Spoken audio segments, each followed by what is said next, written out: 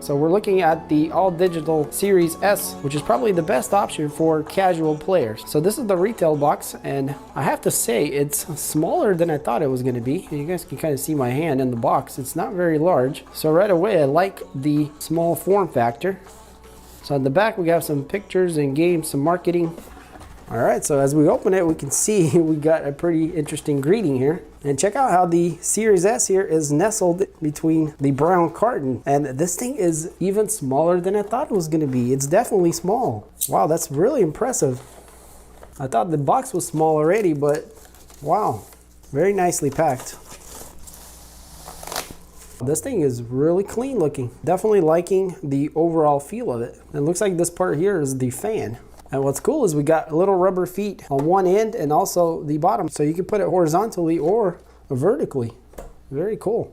And you guys can see where it was sitting here. Very interesting packaging. So on the very bottom, looks like here we have some kind of little note or quick start guide. So let's see what else is included.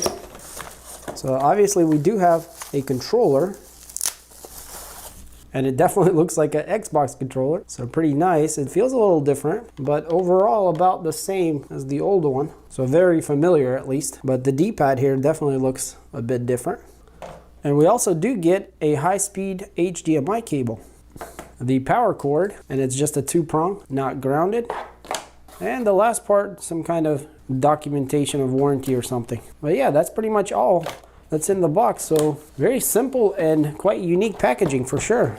So looking at the remote, overall it feels pretty good and it has a nice grip. There's definitely a texture on it. Now the one thing I definitely don't like is that you still have to put batteries in it. Now the good part is that it did come with the batteries, and they are just AA regular batteries. So you could get some rechargeables and charge them, because these won't last long. So I was hoping that they would have a rechargeable this time around, but looks like they don't.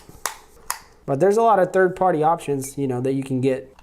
So yeah, simple as that. And now we have a little bit of weight and it feels a little better. So yeah, it looks like about the typical things, except for we do have a share button now right there in the middle. So on the console itself, we still have our little Xbox button here, and it probably glows like before. We got the pair button, a USB port. So this is one of the sides, or it could be the bottom. So we got some venting here, pretty clean overall. And I don't know if you guys will make it out, but on this side of the line it says Xbox, and on the other side it says hello from Seattle. It's an interesting touch.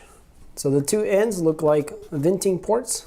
And then going to the back, we got our Ethernet port, 2 USB ports, HDMI output, storage expansion port, and this is where you can expand the SSD storage to give you much more room to hold more games. And here at the end, this is where we're going to plug in our power cord. So if we stand our console up like this, we got a nice little logo here, and then this really stark contrast between the white and black where the fan is. So yeah, very nice design. I love the size, very unique and quite attractive. And you guys can see how large the remote is compared to the console itself. So for the next part, let's go ahead and compare it to the older Xbox One S. So from the console point of view, you can see here that the Series S is definitely a bit smaller. Now if we go out this way, you can really see that there's quite a large difference. Now looking at the back, so thickness does appear to be about the same maybe. And if I set it down like this on the ports, here you can really see how much smaller the Series S is.